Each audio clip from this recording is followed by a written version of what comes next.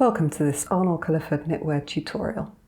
This tutorial is part of our Confident Knitting series, 12 projects to teach you 12 new techniques from the world's best knitting designers.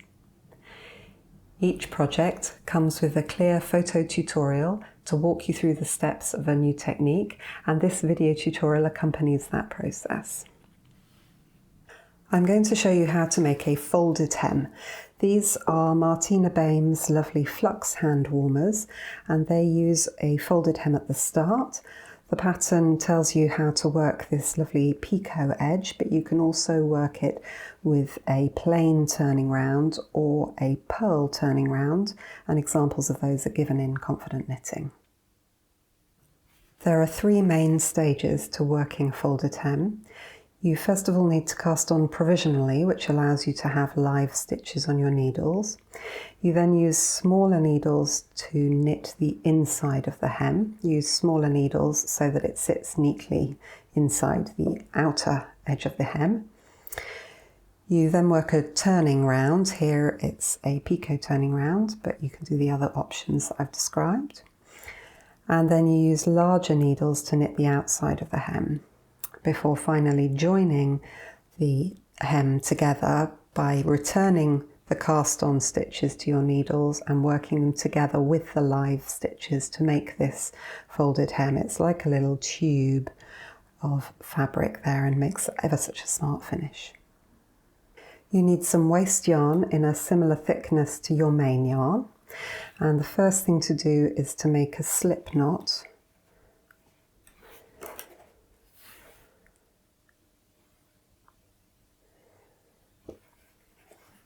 And put your slip knot onto your crochet hook. Once your slip knot is on your crochet hook, you're going to hold the crochet hook over your knitting needle. For the moment, I'm using a double-pointed needle, but the main part of this tutorial will show the method using magic loop knitting. Just using a DPN now allows me to have less rattling in the background.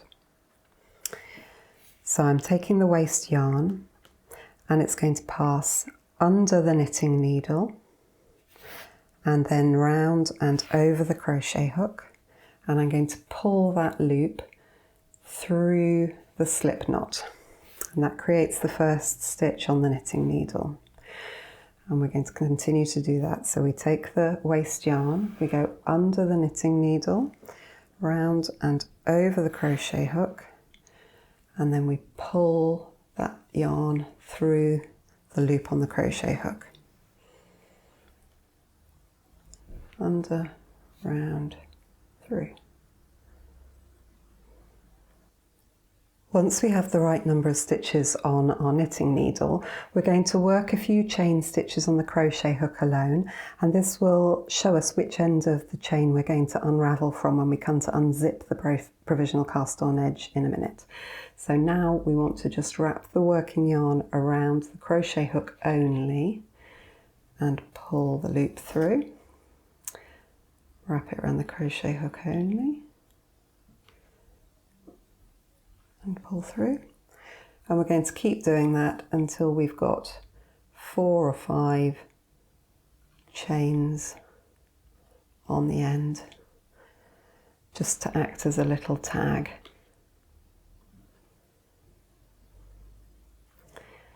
Right, once you've worked a few, on the last stitch, just pull the tail straight through, and that locks it off. So it won't come unravelled, but it'll be there, ready to tell you which end you're going to unzip from in a minute. Now you're going to work across these waste yarn stitches using your main yarn. So the first job to do then is just to knit them across. And you're going to be working with your smaller size of needles here.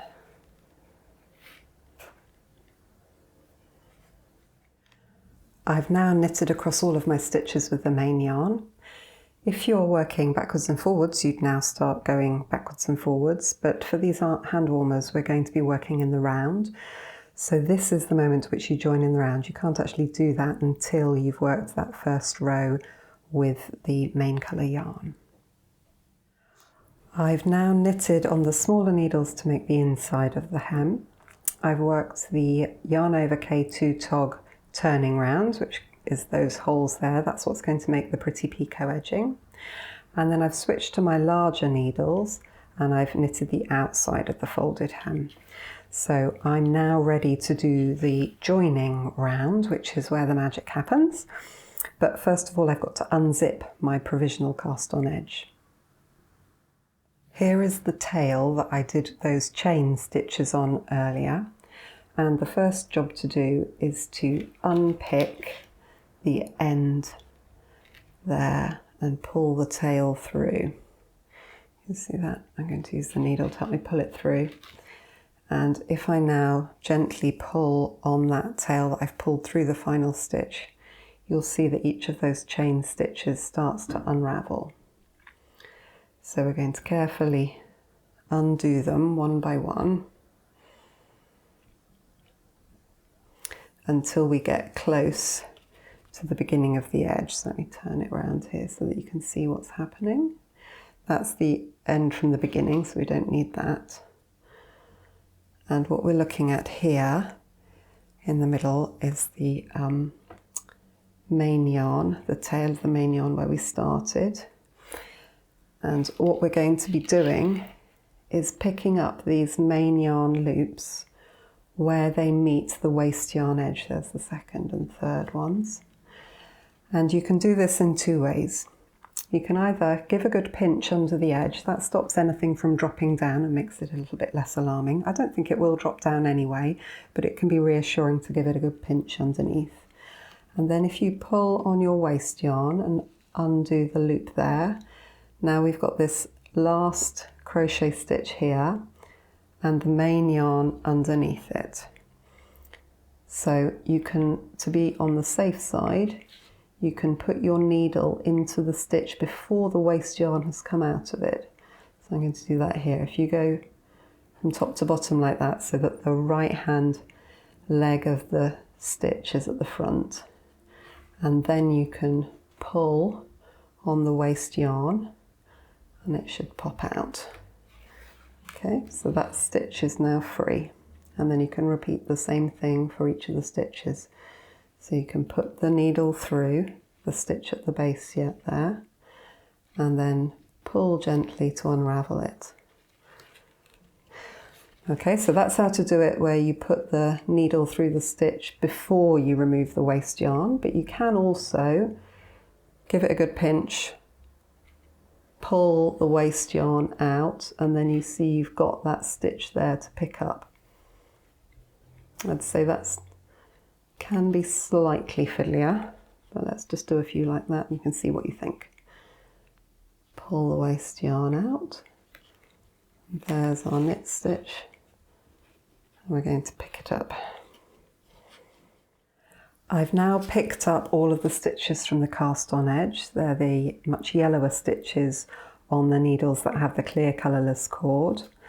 And up here I've got the darker grey stitches on the needles with the purple cord, and they're my live stitches that I was working on. And these yellow ones, they're the cast on edge.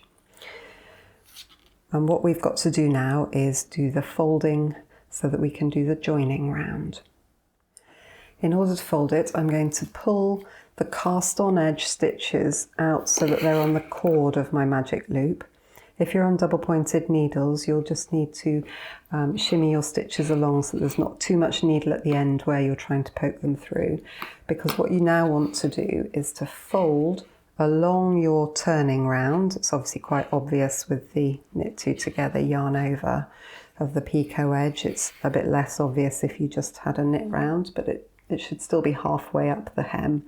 You're going to fold it in half along that line and poke the needle tips through.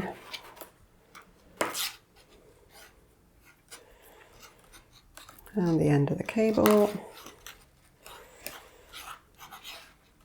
Because what you now want to do is to hold parallel the live needles in front and the cast on edge needles behind.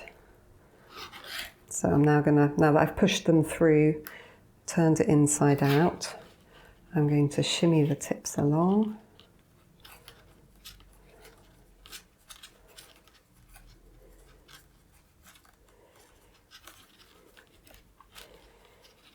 So there's my cast on edge stitches there, and I'm folding the live stitches in front of them. And then I'm going to use the needle tip from the live edge. I'm just going to pull that end out of the way. I'm going to use the needle tip from the live stitches, that's this one here. And I'm going to knit the last 2 stitches in my round. I didn't quite finish my round because it would have left my stitch marker loose, so I'm just knitting those last 2 stitches completely normally. Okay, and now I'm slipping the start of the round marker, and I now know that this is going to be the first stitch of my joining round. And I want that to be really clear. Into the first stitch, into the second stitch, wrap the yarn round, pull the loop through, and slide the stitches off the needle.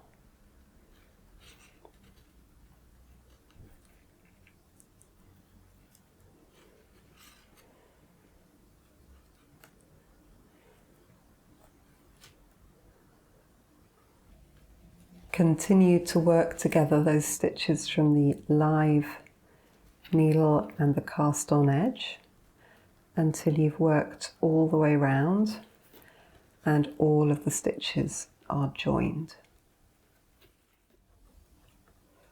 And here we come to the last few stitches of the round. If you checked the number of stitches you picked up at the cast on edge, then you should find you have exactly 1 cast on edge stitch for every live stitch on your needles. If somehow you happen to come to the end and you're short of 1 cast on edge stitch, then you can just pick up a loop between the first and last stitches from that cast on edge, and that will work fine as well. Pull it through. Oops, just trying not to lose my end of the round marker. Doesn't really matter. And then slip the end of the round marker along and knit the first stitch of the next round. And now we've freed up all of the stitches that were on our little needles from the cast on edge, and we've finished our joining round, and we've turned all of that mess into this lovely neat folded hem. Look at it on the inside.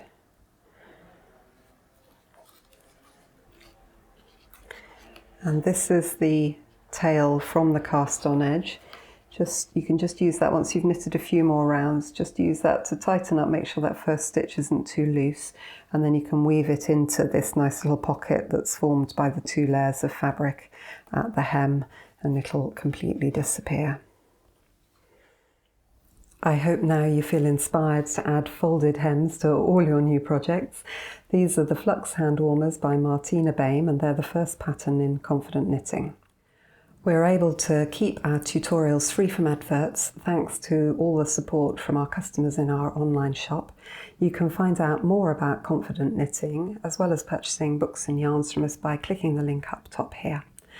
And of course, if you've enjoyed this video tutorial, you can subscribe with the button down at the bottom right to make sure that you don't miss our next video tutorial. Thanks ever so much for watching. Bye bye.